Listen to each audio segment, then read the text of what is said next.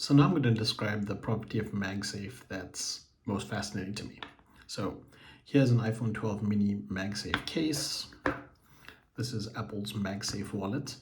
And if you move the wallet close to where it's supposed to stick on, you'll notice that it gradually moves, gives you some resistance, and then suddenly jumps into place. And if we try it from a slightly different angle, but aligning it, we see that distinct jump where it tries to stick. Now that works regardless of orientation, and that's because, as we can see over here, using the Magsafe battery pack, you can see that there's a circle of magnets, which means that from any direction, it'll come in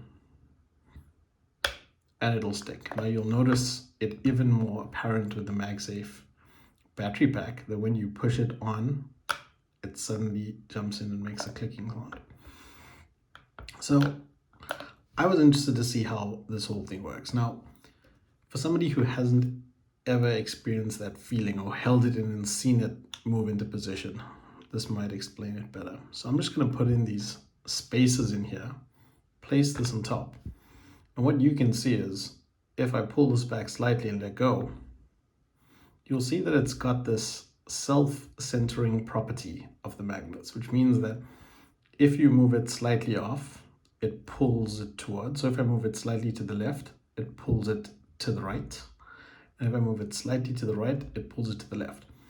Now, as I said, because this is circular, it actually operates at any angle. So if I rotate this slightly, place these spaces back in, place this on, you'll notice it has that same property. So pull back slightly, moves to the left, push forward slightly, moves to the right. And you even see that it's got this action where when it comes back, due to the space that I've added there and the lack of friction, it actually oscillates about that center spot until it comes to rest. So I wanted to dig into this a little bit more deeply. And that's why I wrote the blog post, Magnetically Modeling Magsafe, to see exactly how this all works.